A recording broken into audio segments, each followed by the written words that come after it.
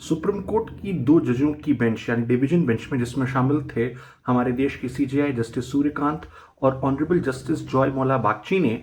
हाल ही में आई यूजीसी के नियमों पर रोक लगा दी है। ये चर्चा तो पूरे देश में हो रही है, पर क्या आप जानते हैं कि आखिर कौन सा वो लीगल पॉइंट था जिसके आधार पर सुप्रीम कोर्ट ने कहा है that we are keeping these guidelines of the UGC in abeyance. जब हम बात करते हैं एबिनेंस की, तो इसका मतलब ये हो जाता है कि टेम्पररी सस्पेंशन, या जिन्हें अभी इस्तेमाल करने की आवश्यकता नहीं है। और जिस लीगल पॉइंट पर इस पर रोक लगाई गई है या इसे फिलहाल के लिए निलंबित किया गया है इसे क्रियान्वित किए जाने से, वो है कि जहां पर उस यूजीसी के गाइडलाइन या यूजीसी एक्ट में लिखा हुआ है कि कास्ट बेस्ड डिस्क्रिमिनेशन, ऐसे में इसे मौलिक अधिकारों का उल्लंघन माना जा रहा है। और यहां पर ऑनरेबल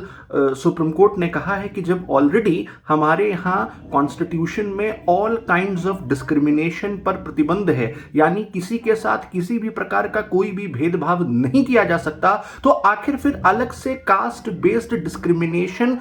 को इशू को रखने की आवश्यकता क्या थी। तो इन्हीं सब विधिक पहलुओं को देखते हुए माननीय सर्वोच्च न्यायालय की इस डिवीजन बेंच में, जिसने, जैसा मैंने आपको बताया कि ऑनरेबल जस्टिस जॉय मौला बागची और ऑनरेबल सीजेआई जस्टिस सूर्यकांत थे, इस पर रोक लगा दी है। ऐसे ही हम आपके लिए नई अपडेट्स इस केस के लिए लाते रहेंगे। आप फॉलो करते रहें वैद आईसीएस लॉ।